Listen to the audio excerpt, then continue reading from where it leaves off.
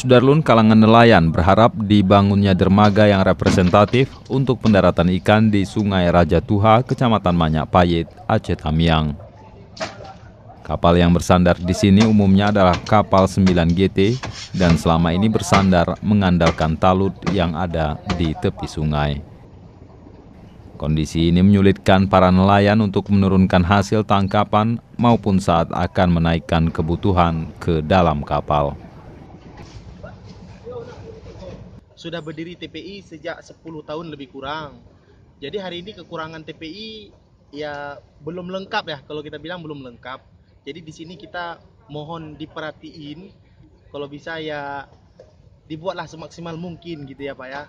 Pemkab Aceh Tamiang maupun pemerintah Aceh diminta membangun dermaga sandar di Sungai Raja Tuha sehingga bisa memudahkan aktivitas nelayan.